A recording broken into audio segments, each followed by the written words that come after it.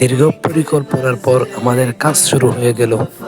কাজ শুরু করার আগে আমাদের পরিকল্পনা ছিল কিছু টিন আমরা চেঞ্জ করব এবং বাকিটুকু থাকবে। আর যখন আমরা কাজ ধরে ফেলি তখন কিন্তু আমাদের পুরোপুরি টিনে পরিবর্তন করতে হয়েছে। এই জন্য আমাদের পুরো চালের টিনে আমাদেরকে পরিবর্তন করতে হয়।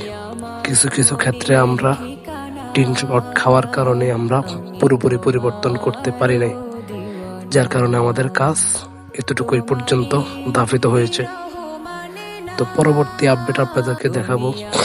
এখানে দেখার এবং শেখার কিছুই নেই, শুধুমাত্র আমি একটু গ্রাম্য বাড়িগুলো কিভাবে নির্মাণ হইতেছে, কিভাবে তৈরি হইতেছে, এটু একটি তুলে ধরার ছোট্ট একটি প্রকল্প। এটি অনেক আগের ঘর। আপনারা যারা এখন নতুন টিনের ঘর তৈরি করতে চান, আরো আপডেট ইউনিক ভাবে তৈরি করতে পারবেন, যেমন নাকি বাজারে লাল টিন এবং কি ভালো মানের শাটার টিন আছে, এগুলো কেবলমাত্র বাংলা টিন। আর সবচাইতে বেটার, যাদের বাসার চালের উপরে কোনো কড়ি গাছ, নারিকেল গাছ কিংবা কোনো গাছ থাকে না, পুরো শূন্য, রোদ পড়ে, অতিরিক্ত রোদ পড়ে, তারা চাইলে আমাদের ওই পাশের টিনগুলো দেখতে পারেন। ওই টিনগুলো হচ্ছে সিমেন্টের টিন।